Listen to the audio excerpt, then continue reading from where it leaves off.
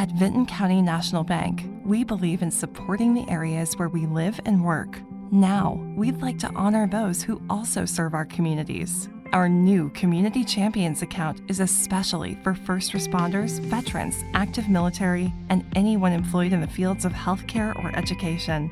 This account offers rewards, discounts, and other benefits to those who give so much to others. Vinton County National Bank, rewarding those who serve.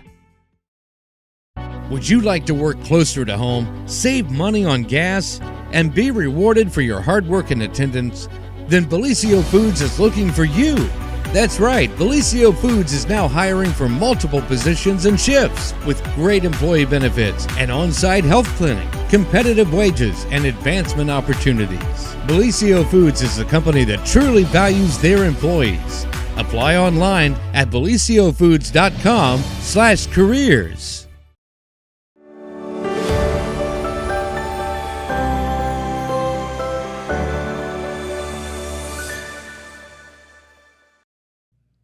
Well, happy Friday, everyone. Welcome to the official end of summer. It's kind of sad. The unofficial end of summer. Hey, fall's coming up. Fall's my favorite season. So we were having this discussion yesterday about that. But fall is fun. Yeah. There's a lot of good stuff that happens in fall other than winter follows it. Right. Football started last night, so that's all I can care about. Right? Yeah. Exactly. It's a good thing. It's a good thing.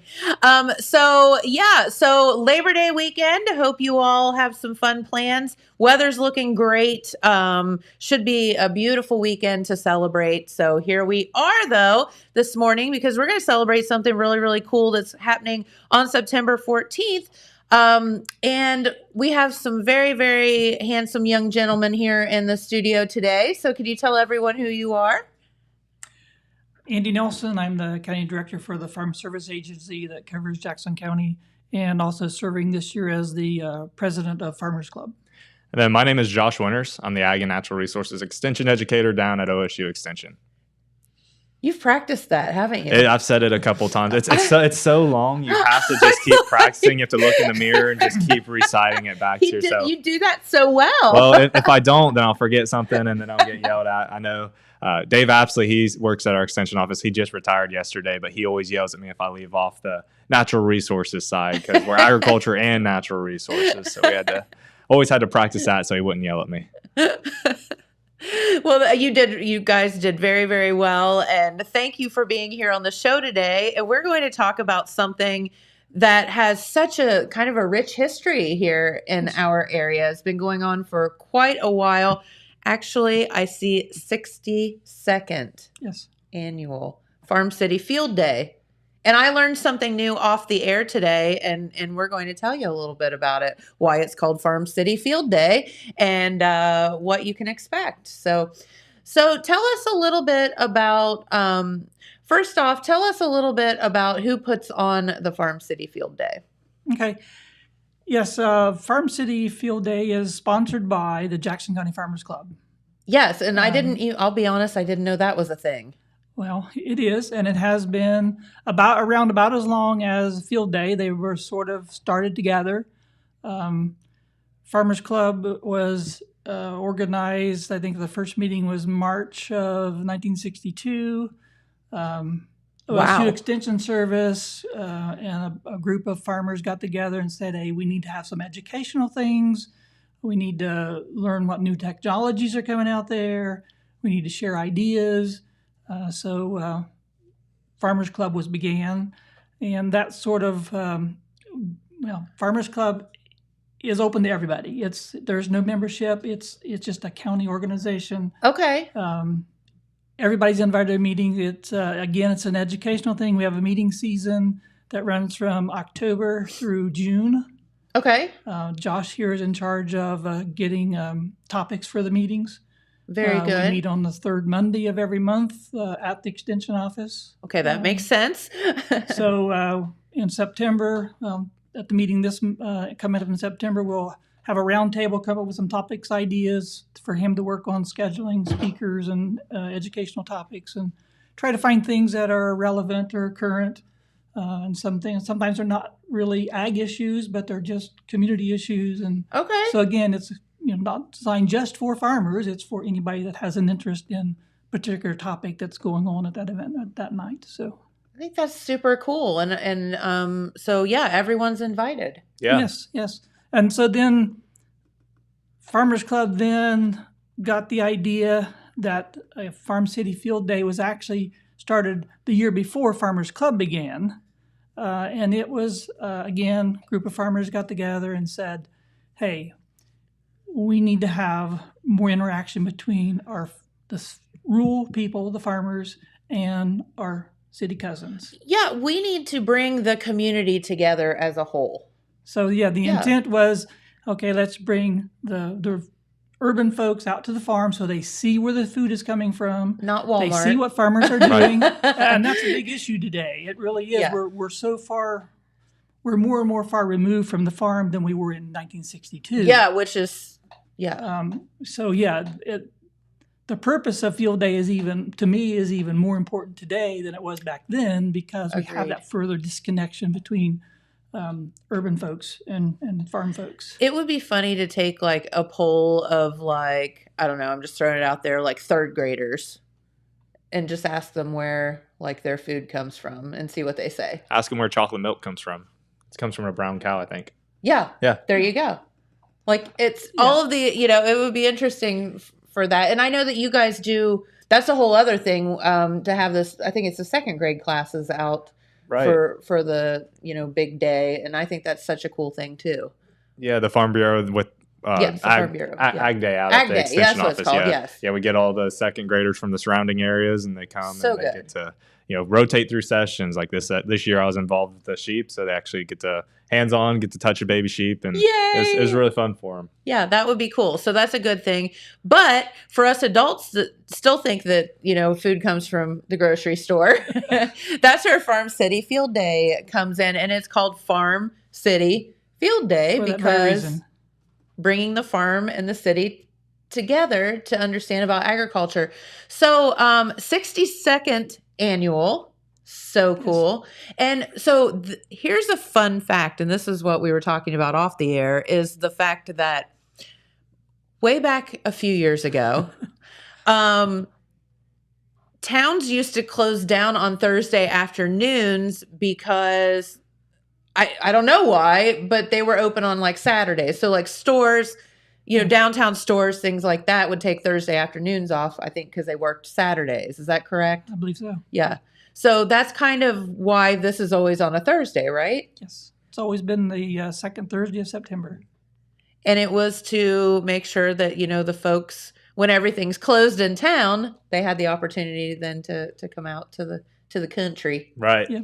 Right. Yeah. So it was a really good time, when there's nothing to do and people want to find something to do. Yeah. And that was like obviously before our time, all of our time, I'm sure. And, but it's just things have definitely changed. Things don't close now, ever.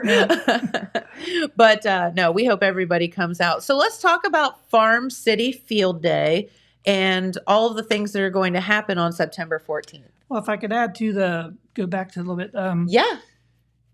It is sponsored by Jackson County Farmers Club, but it's in cooperation with all the ag agencies and organizations in the county. So our office, the Farm Service Agency, Natural Resource Conservation Service, OSU Extension, Farm Bureau, anybody that has an interest in ag, we all get together to put this on. So it's not just one person show. It's not just Farmers Club show. That's perfect. It's a real collaborative effort for everybody to put it on. Takes a village, right?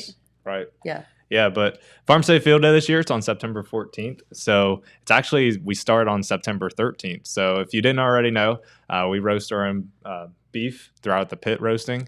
So we'll be out there on September 13th actually building the pit. So we'll dig it out. That will start around 10 a.m., 11 a.m., and we'll get it dug out. And then around noon, hopefully we'll have the fire going. But we're going to take wood and you can toss it in. You just slowly burn the wood, because what we're trying to do is we're trying to turn that wood into coals. Yes. And get that slow cook factor. So we're going to keep burning wood, coals, wood, coals until we're at the very top with the pit full of coals. And then we'll take some sand and we'll put some sand on top of it to create a layer where we can safely put our meat down on it. So it's not actually going to burn the meat. Okay. We're actually just going to set it on the sand. It's going to create like an oven type, reaction outside. You're going to put it down in there, and then we've got steel bars that go across the pit, and then we'll put some sheet metal over top of it, and then put some dirt over top of it to seal it. And like we said, it's going to slow roast overnight. So we'll get the meat in probably somewhere around 10 o'clock, and then it'll sit untouched until about 5:30 the next day, when we'll take it out and we'll slice it. And now that's some real slow roasted beef. oh yeah, it's all natural slow roasting. So we always like to promote that. And if anybody's interested in wanting to see how the process is done, feel free to come out. I know we had 2 people last year come out. Just they had no affiliation with the Farmers Club, and they came out and actually got to see the process, wanted to learn it all. I think that's so cool. Yeah, so they got to learn, and they're active members of the Farmers Club now. So it's really exciting to see how it is, and it's real good fellowship, because a lot of the time it's just we're waiting, toss some wood back into it, and then we're waiting and just seeing the whole hurry process. Up and wait, right? Yeah, hurry up and wait. But it's a real fun time to be at. No, I think that's fantastic. And I think we failed to mention that this year's Farm City Field Day is at one of the coolest venues I think that you could possibly have it. And it's one of our area's best kept secrets if you don't know anything about it. And that's going to be out at Henderson's Arena. And the Henderson family, of course, being a horse girl, I've known them like all my life, but they are fantastic folks. And it is such an amazing venue. Right. Such an amazing venue.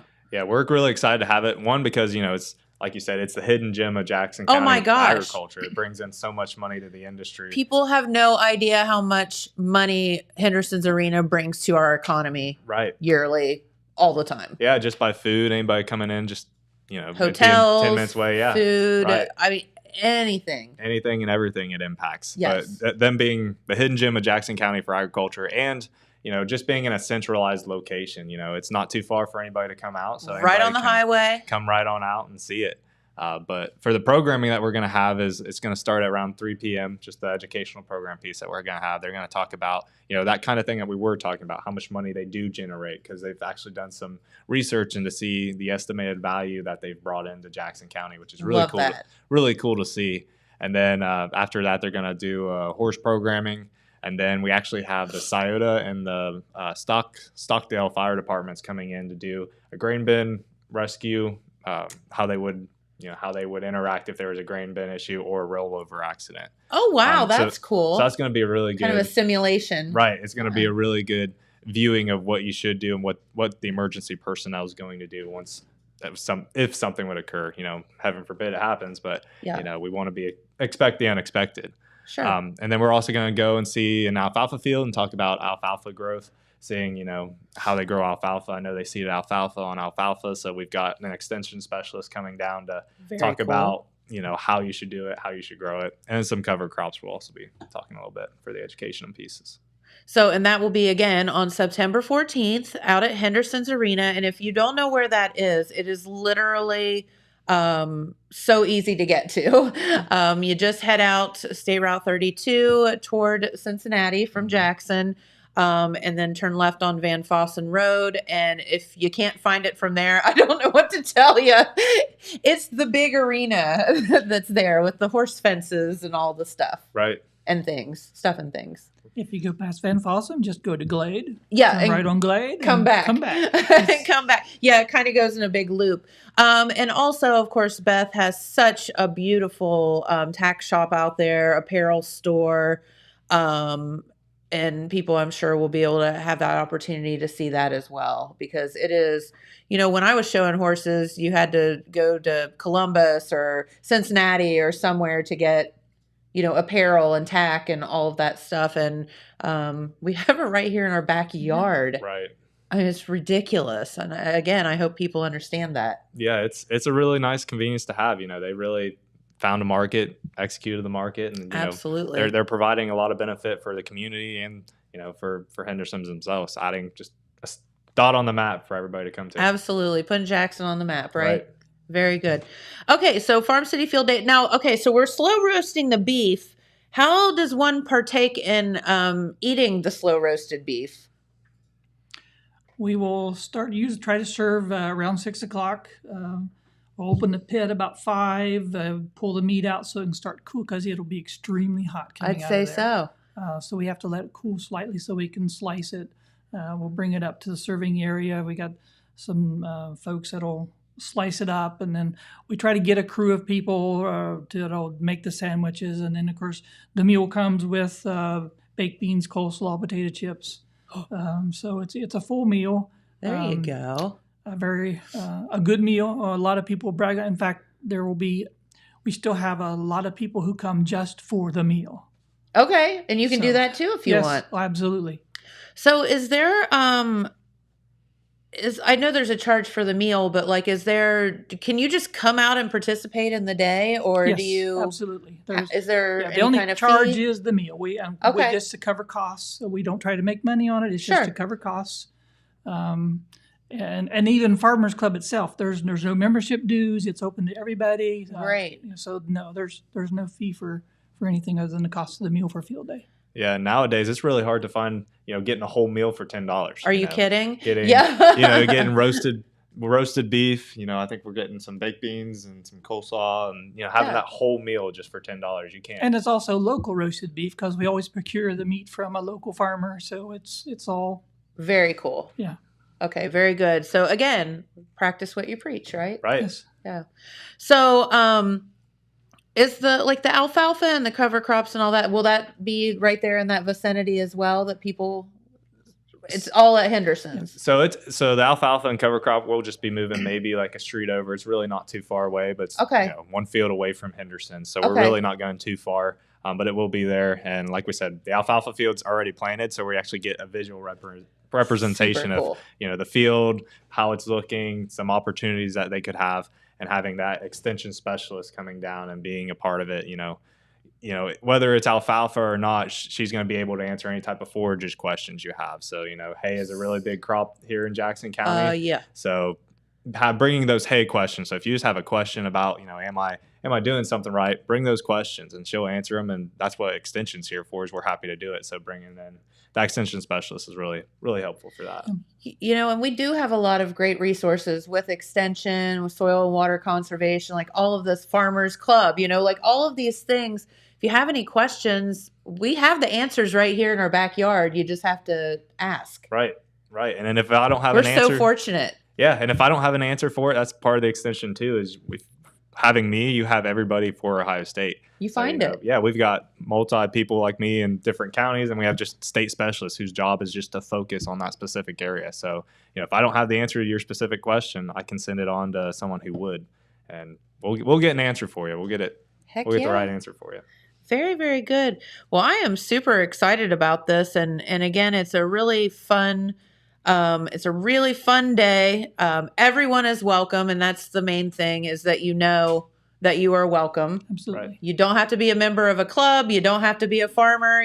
It's just a really cool day to get everybody together. And you mentioned fellowship, and it's a wonderful day for that as well. Right. It's a fun time had by all. Get a good meal. And if you can make it out to the educational piece, you'll be able to get to learn something. So it's going to be a good day. Many of the folks that have been there for years and years, they look forward to coming and visiting with those people they don't maybe get to see all throughout the year. So again, it's a good time for everybody. It's like the Apple Festival, everybody comes home at the same time for that, and it's the same with this. So it kind of does look like the Apple Festival in this picture.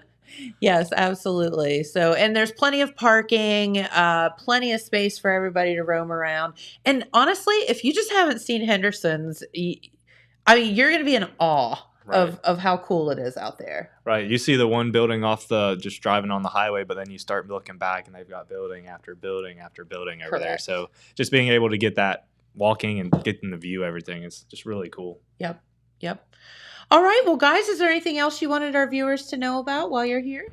I don't think so. I think that covers everything. Just come out September 14th. If you can make it for the educational piece, we'll be starting at 3 p.m. And then if you want to come out just for the meal, there's no problem in that. We'll gladly serve you some roast beef starting at 6 p.m. for $10 for the meal, $8 for just a sandwich. So, okay. I actually do want to hold them for a few more moments because we have quite a few photos I was hoping to show off. Maybe they could talk about. Yeah, maybe we can talk about those. That would be great. So this photo is actually from last year's Farm City Field Day over at Tom Jolly's. So this is, getting in closer to around probably 7 p.m. in the evening of burning the pit. you can see the pit burn Is that out the there. flame? That's the flames Oh my coming out of it. gosh. So we're burning it hot because we want to burn it fast because, we don't want to be there all night trying to get it going. So we burn it hot, burn it fast. And you see the amount of wood that we use. We use a good bit of wood to get all those the coals into the pit. So we've got wood on standby, and then after this picture, we would go and we get the sand, and then we would dump the sand on top of the actual coals. Very cool.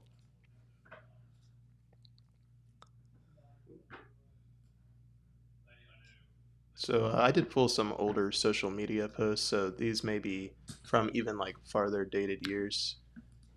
Yeah, I believe that previous one might have been from Circle M Farms. Looked like people standing in line. Or maybe during the orientation or the opening ceremony. I recognize a few faces from back here, so I'm pretty sure that's where that one was at. Very cool. That looks like, is that probably Circle M too? Yeah, it looks like Tammy Yes, there. Yep, I that's believe it Tammy. is. Yeah. For sure. And I think this might actually be from another event they held. I think it's like dinner in the street or something. Yeah, that Oh, one yeah, looks like that's the Dinner in Farm Street. Bureau. Yep. Yeah, so that'd be the Farm Bureau, but that was kind of came up when I had searched up this event. Yeah, and that's a cool event coming up too, and we'll have Kim come back on that. And I like to I always say this dinner in the street is like a Hallmark movie moment. Right. Because you watch Hallmark movies and it's like the most perfect, beautiful, everyone from the community comes together in this small town and has this like lovely meal and whatever. And so that will be coming up here. And I think it's October, I think. I Something haven't like seen that. anything yet on the dates. Yeah, she said they were getting ready to do a big announcement last time I talked with her. So, yeah. So, And then there's one of our sponsors at last year's Farm Safe Field Day. So if you want to come out as a business, feel free to come out and, great. so we'll have a bunch of different types of businesses there, sharing what they can do for local farmers, or like we said, it's not only for farmers, but what they can do for the community. Perfect. So we'll have a bunch of different businesses set up, like pop-up tents and having handouts and giveaways and stuff like that. Very cool. And we will have several people bring antique That's tractors so to fun. set up. And depending on the year, we've had several years. So it's just people like to see some of the older equipment that was used back in the day. Yeah. And and that I'm glad that picture popped up, because bring the kids. Right. Absolutely. Bring your kids. Absolutely family friendly. It's Come an on out. educational thing. That's Yeah. why we look at it. We want to get everybody involved. Sure. And I believe that was it for the photos That's I had. Cool. Yeah. But no, I'm glad that we needed to touch on that. Yeah. Bring the kids. It's a good time. Yeah. Yep. Good time by all, no matter Yes. what the age. All right. And September 14th, you don't have to register or anything. Just show up. Just show up. We'll feed you. Feed you. And if you come for the educational piece, we'll try and teach you a thing or two. There you go. 3:00 out at Henderson's Arena on September 14th. Dinner around 6. And we invite everybody to come out.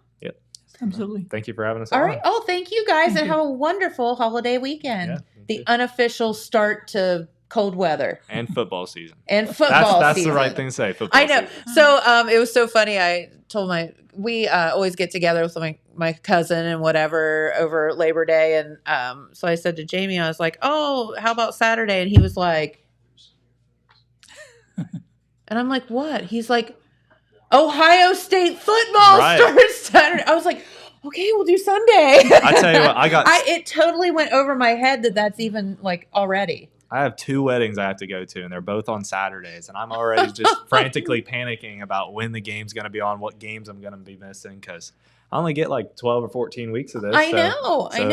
No, and I remember when we planned our wedding, we planned it for August 11th. I think it was 11th. It's either 11th or 12th, I think. I don't know. I don't know when my anniversary is. Anyway, I know it was 2020, and that way I can remember, or 2000, so I can remember when we got married or how long we've been married. But no, we booked it like mid-August, because I was like, we will not be having a wedding during Ohio State football season. Is not going to happen. That's So, the way to do it. Yes, absolutely. If you want people to come to your wedding, Don't do that. Yep. Don't do it in the fall. That's a whole other story we could talk about sometime. But guys, have a great holiday weekend. Be safe out there, and we'll see you at the event. That'll be fun. Yep. We'll see you. Thank you. All right, cool. Thanks for spending your morning with us. Thank you. All right, I think Mr. Jeremiah is hanging out in the wings here to come over, and we're going to do some news to wrap up our Friday before Labor Day. But let's go over that weather forecast. So, because I know a lot of you are wondering about the weekend weather forecast, what it's looking like all the way through your Labor Day Monday. And what it looks like is an absolutely gorgeous day today, tomorrow, mid to high 80s. No rain in the forecast for the weekend, which is fantastic, unlike our 4th of July weekend, which was a little bit sketchy to say the least. But and then Sunday getting up into around 90, and then beginning of your work week all the way through next week, highs up into the 90s and no rain in sight. So there you go. Not too bad. Probably pretty seasonable for this time of the year, honestly. So, all right. Well, Jeremiah is here. He is ready to party. We have on our blue shirts. We're That's not matching. very Ohio State-like, is We're it? matching. Well, that tells you how much I keep up with football and stuff. We're like wearing the blue of the team up north. Right. Dang it. I need to get my stuff together. Right. So I got what I could together, Jen. Okay. Wasn't prepared to come in today, so Oh, well, surprise. Here surprise! Here we are. So, I asked him maybe so- like 5 minutes ago. No, 20 Yeah, minutes we- ago. So I've got some stuff that we can talk about. Sure. So earlier this week, on Monday, August 28th, there was a water main rupture on High Street. So I heard something about that. It didn't obviously affect me, but It affected me. So I live on that northern side of town, okay. City of Jackson. Here's a photo that I managed to get. It wasn't just a little leak, was it? It was not just a little leak. I wish I could send the video clip that goes with this, but this is a still from the video. I wasn't able to send the video. It was too long. Okay. But they were just pumping the water out of there. But it was a 12-inch main line that ruptured. It was on High Street. Oh my god! Right by the ball fields there. Okay. So between Main and Wood Avenue is where this was located. And I snapped this on our way out to the in-laws to take a shower that night because we had no water. No water. We had no water, and Dylan 'Cause it has was a all video out on High clip. Street. Here's what the water looked like Monday. Ugh. And I mainly had a lot of air. Yeah. Not so much water coming out of our lines. And even as of this morning, my water is still discolored. Is it really? Yeah. And Okay. I live out in the northern part of town. I know some other people reported that their water sometimes will clear out and it goes back and forth. And actually had somebody come from the water department to check my water at the house. And they said that it's just probably going to take some time because of where they had to, reverse the lines and everything. Then they had it shut off and did repairs. So is the water safe, or are So, we on a boil advisory? no, or what's the deal? We are no longer on a boil advisory as of... I'm guessing you're not doing shots of that water, though, Jeremiah. No, I was Not not. making your Kool-Aid with it. No, I did very little this week as far as like wash. You're not supposed to wash the dishes during a boil order unless you have like a dishwasher or something that gets it heated Sure. up enough. The water. Obviously, So, don't do laundry. yeah, don't do laundry or anything like that. But no, as of this was the boil order for that was lifted as of 6:51 p.m. on Wednesday, August 30th. Okay. And it happened on Monday evening is when that ruptured out there. But that was a mess for everybody that lived on the northern side of town there. And it has since been repaired, and they say that the water is safe. Actually, the individual from the water department that came to my house to check my water told me that they've done numerous bacteria testing, and they said the water is safe. So I went ahead and did some dishes last night, even though Okay. the water was still a little yellow. That's cool, though, that they're coming out and checking for Yeah, you. and I was all of that. surprised. Yeah, I got a knock at the door, and because I happened to be working from home yesterday, and they're like, "Do you care if we come in?" I said, "Sure, don't mind the mess," because I wasn't expecting company, And they came in and took a look at it, and they said, "Have you flushed your water much?" And I said, "I did." I said, "Maybe I need to do more," and probably yesterday I ran it, I don't know, at least an hour. just open taps, Yeah. and kept flushing the toilet. And this morning it was looking a little clearer, but it still kind of had a little bit of that yellow tint. Okay, it may take a So, while for it to get May out take of a there. while for it to clear out. That's a big water. That's a water main explosion. Well, they were yes. That's It was a just mess. a leak. It was a mess out that way, and he was telling me that they lost a significant portion of water because there's a water tower out there by Northview. Yes. A lot of that got drained. Oh no. And like just, during that incident because of where it was pouring out. Yeah. So they had to refill that tower out there. And so anyhow, hopefully they did say that if you still have discolored water that you can call the city utility department. Okay. That number is 740-286-4419. Okay. Yes. Is the number. So that's why I called and said, hey, it's been, however long after they lifted it, and I was still having some issues. Sure. So, makes sense. but as of this morning, which I was half asleep when I was leaving this morning, but it looked like the water was a little. I didn't know what planet I was on. But Yeah, the looked water like it was a looking better. little clearer, maybe. I don't know. So hopefully it'll be okay. So that's a little bit about that happened earlier this week. Okay. We had a crash, Jen. Oh no. Another crash. You want to guess where? It's one of the usual Let's places. see. Mayhew Road and State Route 32. You're close. 139 and State Route 32. Ding ding ding. Yeah, you got it. That's it. So I'm not laughing about a crash. So It's I'm just sort of curious on this. Is that the road or the highway that leads towards Rio Grande? no, that's 35. Oh, okay. I was about to say I take that every day. Yeah, so- no, this is 32. No, 32 It's goes the to other one. Cincinnati or Athens. Yeah. Okay. And then 139 would be like the road that goes like off of that toward the high school, right? Yeah. Yeah. And then I think you can take it to go down to like what? Minford. Yeah, Go down to Manford, Min- Ironton. Yeah. Or, Or- is it Iron? Not Ironton. No, that's 93. Anyway, we Portsmouth. digress. I Yes. think it takes you down to Portsmouth. But anyway, I think he had a picture of the semi. So here's the Oh, semi. my. This happened. This was Tuesday evening, August 29th, at the intersection of State Route 32 and 139. Two local juveniles were transported to the hospital with non-life-threatening injuries. Okay. So at approximately 6:23 p.m., emergency personnel were dispatched to a two-vehicle crash involving a 2003 Honda Civic. And as shown in the picture here, this is a 2023 Peterbilt semi. The Ohio State Highway Patrol report said that Alex Edwards, 17, was, well, I guess you can say Alexis, but I said Alex. Alexis Edwards, 17, of Jackson, was traveling northbound in the Honda Civic on State Route 139 and failed to yield at the intersection of State Route 32. I believe they were traveling northward on 139 across the intersection. Edwards' car was struck by the 18-wheeler driven by Christian Penard, 29, in North Carolina, that was traveling eastbound on State Route 32. Edwards and her 16-year-old passenger, Aaron Edwards, also a Jackson, sustained non-life-threatening injuries as a result of the crash. The pair was transported to Holzer Medical Center, and the driver of the semi was not injured. Okay. So there was, so that roadway out there at State Route 32 was closed for approximately 1 hour while the scene was cleared. However, one lane there where you can see the semi was closed for a period of time while cleanup had to take place.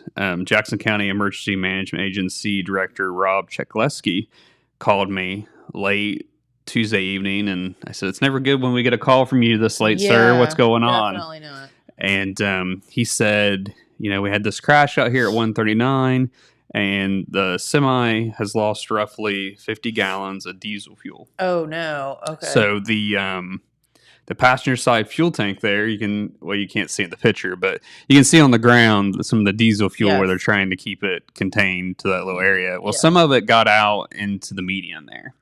And when that happens, they have to dig that soil out of the median to do as a part of the cleanup. Yeah. And the Ohio EPA showed up at the scene to inspect the scene to make sure it was cleaned up properly. Gotcha. But that side, what I was going to say was the side fuel tank of the semi was taken off or damaged during the crash. And I'm just going to tell you, a 2003 Honda Civic getting hit by a semi, those people in that car are lucky to be very, alive. very lucky. Yes, especially this happens all the time at this intersection, and you can see really far in both directions. I don't know a theory about that. I don't know if they just get in a hurry. I have a theory about it because I pull out off of Standpipe Road every day onto State Route 35. Okay. And I have to make a conscious effort. And this is my theory about that. I think you look far down the road and you don't look close. If that makes any sense. That makes sense. I think you look and you're like, okay, I got time. And bam. Yes, you're not seeing that there's a car right beside you. Right. You're looking on down the road. Okay. And so I maybe that's consciously look, okay, I'm right beside me, down the road, right beside me again before I pull out. That's like my thing. And I just think that that's what it is. I think people look far and they don't look near. That makes sense. That's a good theory. Just Jen's theory on that. So that I'd say that juvenile has probably been cited with failure to yield from a stop sign. We're just happy that I'm just glad that everybody's okay. Yeah. And just wanted to share that happened from earlier in the week. Hate to get into this, but COVID-19 is back in the news, Jen. Well, you could have just gone all weekend and not said that, Jeremiah. I could have, but we are going into a holiday weekend, so just be aware that numbers are on the rise again. Oh no, what's going on? So is it a new situation or? I know they say that there's new variants and stuff out there. Some of the other stuff. Just so the health department put out a release yesterday. We got this. Okay. And they just wanted the public to know that there has been an increase in COVID-19 cases here locally. And here is a comparison for you. Okay. In the month of July, they had 12 new COVID cases reported. For the month of so far in August, I don't know what their cutoff was. I don't know if it was yesterday or because we're in September now. So it may have been. God, we are. Yeah, today's September 1st, believe it or not. But they said so far in August. So I don't know where their stopping point in August was for this report. So they went from 12 new COVID-19 cases to 124. Whoa! New COVID-19 cases in August. Whoa! So that's a pretty big jump. Yeah. And that's, you're talking about people that are actually reporting it. Right. Because a lot of, folks just aren't even testing anymore or whatever. Yeah, these are people that, have tested and it's being recorded. Wow. They did say, there's a wide range of symptoms and can vary depending on your vaccination status and the different COVID-19 variants. There's so many of them now, it seems like. I don't even know what the newest one's called. Do you? I think everyone's just kind of like turned it out of their mind.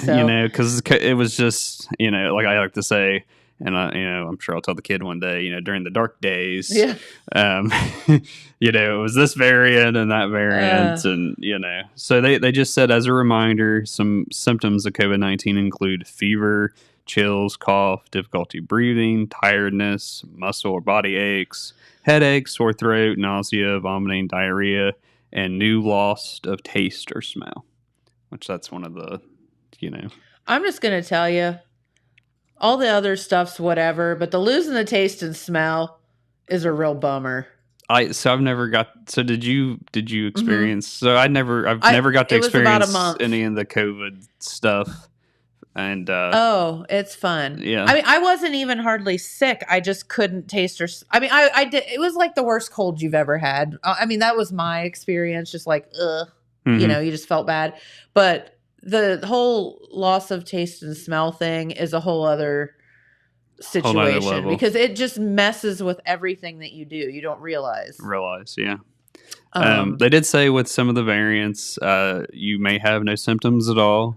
And if you have any of these symptoms, if you do have symptoms, consider getting yourself tested. It says if you're exposed to COVID-19, the health department, along with the CDC, recommend that you start precautions immediately. It says wear a mask when around others, isolate yourself for 5 days after exposure, and get tested for COVID. If you test negative, continue to wear a mask for at least 5 more days and retest yourself if symptoms arise. Yep. It says if you test positive, continue to isolate yourself and wear a mask around others until you have no fever for 24 hours and have little to no cough. It says please contact your employer for their guidelines about staying home from work. And they said that you can get a free COVID-19 test at the health department. Mm-hmm. And there's a number of other ways you can just get. The library has them. There's other places that you can get them as well. They did note that a new COVID-19 vaccine is expected this fall. It says once the vaccine is available, the health department will release information on how to receive that new vaccine. Yep. And they said that you can call the health department at 740-286-5094 Monday through Friday from 8 a.m. to 4 p.m. with any questions. And they also have a primary care clinic there at the health department that is open Monday through Wednesday from 8 a.m. to 4 p.m. and Thursdays from 11 a.m. to 7 p.m. If you or someone needs to be seen, you can schedule an appointment, and walk-ins can also be seen. It says no one will be turned away for inability to pay, and there is no out-of-pocket cost for those with insurance. Yeah, and you can, if you maybe haven't been boosted in a little bit and you would like to, contact the health department. Or, if you're just at your family doctor, I assume that they are still doing some vaccines and things like that as well. Or just talk with them about it. And we're about time to start getting flu shots. That's too. what I was just thinking, So maybe just double whammy, do it. Yeah, it's getting to be that season for flu and RSV as well. Yep. Which RSV that presents a lot more in children and older adults. But the flu last year, it was the first time I'd had a flu shot since 2003, and I got it because the little guy. Yeah. I said, I didn't get one last season, but it sounded like flu might have been bad or was going to be bad, and fortunate I never did get it. But I did get the shot. Yep. And I was okay. The last time I remember I got it, and I still ended up getting the flu that year because I don't know if it was different variant. Probably. Or what, they just guess, right? They do just guess on that. So anyhow, just know that it's on the rise. And all right. Well, if you're feeling bad, just stay home. That's the big thing. Just take precautions. Because again, as we said during all of this, what did you say? The dark days. The dark days. During the dark days. Yeah, the shutdown and staying at home. And lockdown order. It's not even necessarily about yourself; it's about others. Right. So anyhow, so I mentioned the holiday weekend. Don't forget Labor Day is on Monday, September 4th. So entities in Jackson and Benton County, including those villages, cities, governmental offices, all those folks will be closed on Monday. So if you got banks, any of that stuff, if you have anything you need to do, you need to get that done today or tomorrow. Because those folks will be closed, and we have a complete schedule was in our Wednesday edition of the Telegram of the closures, including the trash pickup schedules. So I'm not going to run through all those because we covered that on Monday. Mm-hmm. So just be aware that your trash collection schedule may vary due to the holiday. I'd like to get into some other stuff here. Sure. That I had printed out from earlier in the week. So back in June, the United States Post Office in Jackson celebrated a notable anniversary of 200 years, Jen. Nuh-uh. Not that particular building. Holy moly. Not this particular building. No, it didn't celebrate 200 years. Just the post office being in Jackson celebrated 200 years. They did that during the via Pony Express back then. so we have a photo. So this is what it looks like nowadays. Yes. This is a photo I took recently, and here's a photo that we were able to get when this was after it was dedicated. Wow. So this photo here is from when it was dedicated in 1932. Wow. Is when the back and forth again. Go back to the And if you would, not Dylan. much. I mean, not much has changed. You can see they've added the handicap ramp there off to the right side of the building, and then a lot more concrete and pavement out front. right. And but yeah, you can see how they've taken that window there on the right side of the building and turned it into a door. Yeah. And that's where that ramp leads up. Yeah. So I thought that was kind of interesting to kind of see that side by side comparison of it. But that building was built sometime. Well, it was dedicated in 1932. So sometime before that, they had to construct it. I have a little more information here. I wonder where was the original post office, or do you know any of that information? No, I'm not sure, but I do have some. Anybody remember? I doubt anybody remembers because it's 200 years old. Nobody's ever been around. You know what I mean? Before even 32. Right. There was different locations uptown. Okay. I have some of that information here too. Now the original post office was established on June 9th, 1823. Is when it was established. I'm not sure what that original one was, but it was that was considered the start date because that's when the postmaster was appointed. Okay. Now, several years earlier, October 1st, 1804, there was a post office in Jackson, and it was named Salt Lick. Okay. But that wasn't considered the first, which the postmaster at that post office at Salt Lick was Roger Sheldon. Then the name of the post office was changed to Jackson CH, and we believe the CH is courthouse. Okay. Because Jackson County Courthouse is here in Jackson. Sure. On July 1st, 1817, and it says Nathaniel Andrews was the postmaster there.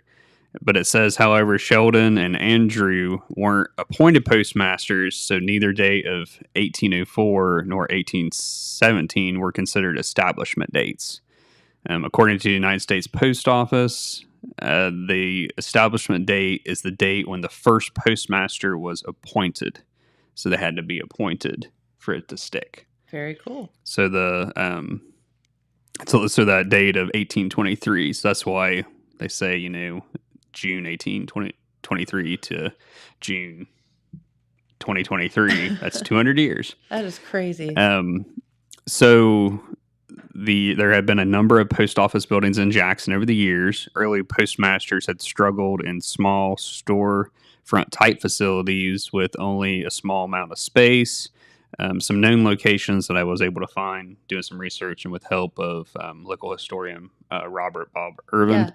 Yeah. One of the locations was the Hummingbird Music Center, was a post office at some point in the past. Okay. And where Terry's Pawn Shop was. Really? That was another location, but I don't think I had a picture of it, of folks standing out in front of it, but I don't think I sent that one to Dylan. The current post office, located on the corner of Main and Columbia Street in Jackson, was dedicated on April 12th, 1932. The dedication was arranged by the Jackson Chamber of Commerce, and it said for some 20 years, the citizens of Jackson had sought to build a building that would be a credit to the community and represent the federal government.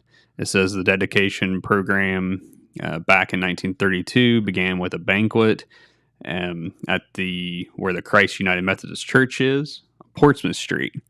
And it says there was more than 250 guests present. The duties of the Master of Ceremonies were conducted by Charles H. Jones. Okay. So that's a familiar name, who made all the appropriate introductions. And it says after that ceremony, they even had like a parade down to the new post office from the church. Wow, it must have been a real big deal. Yeah, and it says that was led by the American Legion Drum and Bugle Corps, and also the Jackson High School Band, led by the drum major, James Thomas, led that down to the post office. So I'm sure there was some stuff said there too, but that was just kind of interesting stuff that has happened there. The postmaster, when it was dedicated in 1932, was Jess Bells, and they officially opened that facility that we currently go to, was opened on Saturday, April 16th, 1932. Cool. Today, the postmaster is David J. North Jr. He was appointed officer in charge on January 14th, 2020, with North becoming postmaster April 11th, 2020. So I'd like to shout out Mr. Irvin for his help. Yeah, thanks, Bob. He had some information in his books, and he had done some research and found an article in the Jackson Standard Journal from July 19th, 1916 that had some information regarding the post offices that I was able to use. So thank him for that, and that's a story that we'd put on and just hope to get in a future edition here. Sure. But last time I was in the post office, one of the postal workers had pointed out to me that they were having a special milestone, but then it took a little work to find what I needed to kind of write something, and then with everything else that's gone on, it's just haven't quite got to it. So a little information about the Oak Hill Union Local Schools. Every other year, nominations are accepted for the Oak Hill Union Local Schools Hall of Honor. Yes. This year, 2 Oak Hill High School graduates were inducted for 2023. To be considered for the Hall of Honor, nomination has to be a former employee, Board of Education member, volunteer, patron, alumni, or other. And usually these inductees are announced during the Oak Hill High School graduation in May. But for some reason this year it wasn't, and they made the announcement of the 2 Oak Hill High School graduates being inducted into that during the Wednesday, August 16th meeting. Okay. Oak Hill Superintendent Jason Mantell had the honor of announcing the inductees. The first one was Jack M. Woolham, and I think we have a photo. Sorry, the only thing I can find is fishing team. I think that's not it. No, there should be another one there. I saw it when you were going through. Would it be this? That's just a notable photo. When I did go down to the school board meeting, Oak Hill's entrance has now got wrapped with decals at the front. That looks good. And it's kind of like Jackson has, where it's kind of like a one-way deal. Yeah. You can't see in, but you can see out. And it was really nice. I got that. Yeah, because I wanted to throw that up. That was something new that students were welcome back to this year. Oh, go ahead and really throw cool. the other pictures up, Dylan, and we'll just go through them until we get it. That was just kind of a fun little signage they had out welcoming the students back. So Oak Hill schools went back. It would have been August 16th was their first day. That's funny. So they were greeted with that there. Okay, so that was the bass fishing team. They had honored them. Pictured there, that is Oak Hill High School bass fishing team captain Justin Williams, and he's pictured with Evan Potter, who is part of the Oak Hill High School bass fishing team. There was another student that was a part of that team being honored, but wasn't able to be there. That person was, let me see here, Brandon Brown was the other person. Those 2 boys had won at the state tournament and advanced to the national tournament in Wisconsin. They placed 106th nationally. They finished 20th out of 393 teams in the worldwide competition. That's pretty good. That is pretty good. And Oak Hill, has had a fishing team for a few years now, so that's really good for them. And let's see what other pictures you got, Dylan, or is that it? Here's some more honorees. So this is the Oak Hill. This would be the Oak Hill Middle School students who were honored for perfect test scores on spring 2023, or on their spring 2023 Ohio state test. So earlier this year, these folks had taken the state test and they got perfect scores. So you have there, that is new Oak Hill High School middle school principal. That's Josh Donnelly. Yep. There. You have Ty Irwin. He was honored for a perfect score in grade 7th math. And then you have Kayla Lewis, perfect score, 7th grade math.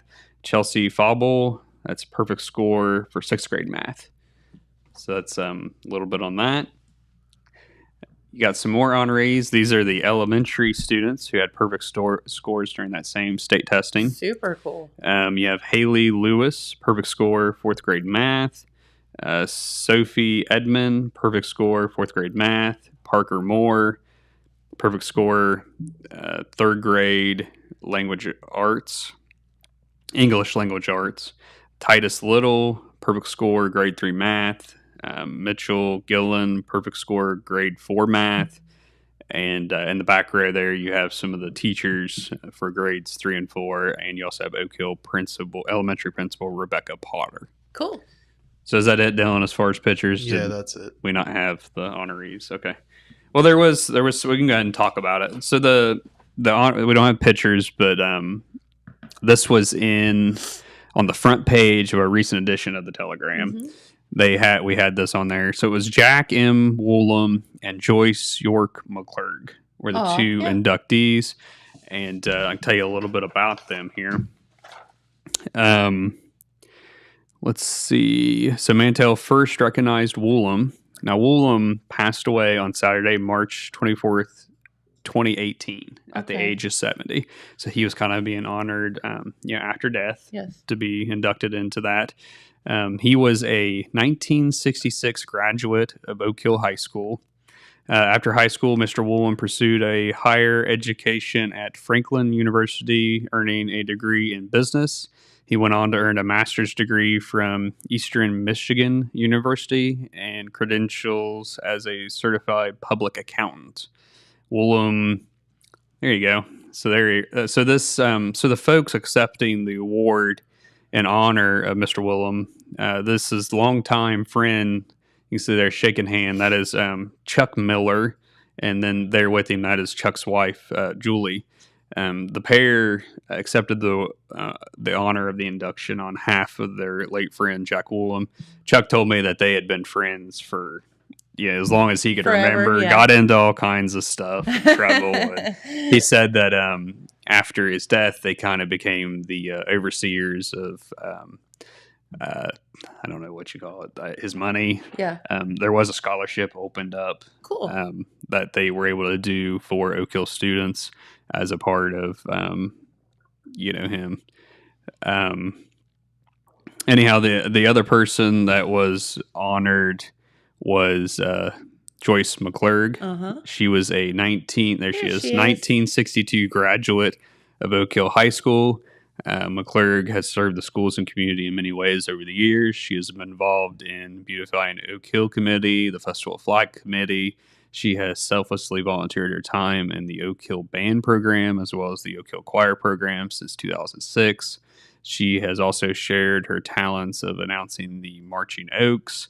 McClurg has served Oak Hill students playing and sharing her talents on the piano as also played. She's also played for graduation. She has given back to the school district and community for the betterment and enjoyment of the village of Oak Hill as a whole. Joyce has her hands in a whole lot of different events and things. So congratulations to both those folks on being inducted into that Hall of Honor down there. Very cool. Well deserved. Let's see. We still got a couple minutes here. I think I got a few more things we can touch on. The Jackson County Dog Pound will be holding its annual yard sale. That's coming up September 9th, and it will be at the Christ Church of Jackson. Mm-hmm. It says on Portsmouth Street in Jackson. Preparations for the sale will begin on Friday, September 8th, with donations being accepted from 2 to 6 p.m. Donations, most items accepted, no clothing, can be dropped off at the church. The yard sale will be held on Saturday, September 9th from 8 a.m. to 1:30 p.m. If you have any questions or would like to help volunteer, you can email Candy Austin at ams16029cb@aol.com. AOL.com. Yes, that's what it says. That's an oldie but goodie. Yeah. So a little bit about that. Over in Vinton County, a catfish tournament will be held at Lake Rupert on Saturday, September 16th from 6 p.m. to 2 a.m. The cost is $25 per person. Well, you catch the catfish at night. I know, you catch I don't them know why at you're night. why you laugh. It's just funny. It was just like At 2, start in the evening. Yeah. Well, you ever gone cat fishing? Yeah. Those things terrify me. I haven't been since I was younger, Not but a I can remember chance. being out, late catfishing. But it says organizers say that it's $25 per person. Organizers say that both boat and bank fishing is permitted. There will be a 50-50 raffle and other raffles. There'll also be a kids tourney at noon with prizes per age group, as well as casting contests. Participants over the age of 16 will obviously need a valid fishing license. Proceeds will support the Jackson County 40 and 8 Veteran Food Box giveaway. I assume that's the one that they hold at Christmas time. They're at the Wellston American Legion. Yes. For any more information or questions, you can contact Tommy Long, 740-649-6568. Cool. So, and there we are. We're at 10 o'clock. Made it to 10. I don't think with a few stories left. Yeah, and well, these are just briefs. I think I may have touched on some of this stuff on Monday anyway. Don't forget Friday Night Lights. That's right. Tonight. Football tonight. What do we have? We have Jackson home against Williamsburg, 7 o'clock tonight. Ooh, another toughie. Vinton County will be away at Trimble, 7 o'clock. Oak Hill will be home against Rock Hill at 7 o'clock. And Wellston will be away at Medford, also 7 o'clock. All kickoff times there, 7 o'clock kickoff times. Very cool. And I'm sure all our guys will be out in the thick of things. That's right. And don't forget, Ohio State football starts tomorrow. Can you believe it? Go Buckeyes. Go Bucks. Sports ball. Yay, sports ball. So. All right. Well, listen, it is Labor Day weekend. Be very, very careful out there. Yes. Be safe. Be careful and safe. I don't want to have to write a story. Yes, Jeremiah would like to relax this weekend and not Yes. have to write bad stories. We got a Hilco coming up next week on Wednesday. That's right. So don't forget about that because we got the holiday. We won't get to mention it on Monday. So there you go. So we'll be back here on Tuesday. Enjoy some great weather. Chill out, and we'll see you back here then. Thanks for watching, and have a wonderful weekend. Bye-bye. This just in. The Telegram News has a new website. TheTelegramNews.com. Same dedicated coverage. Same trustworthy news with a brand new look. Covering Jackson and Vinton counties and surrounding areas. Locally owned and operated, TheTelegramNews.com has its finger on the pulse of the community. Stay up to date on local events, high school sports, and breaking news. TheTelegramNews.com. Subscribe today at TheTelegramNews.com. Check it out.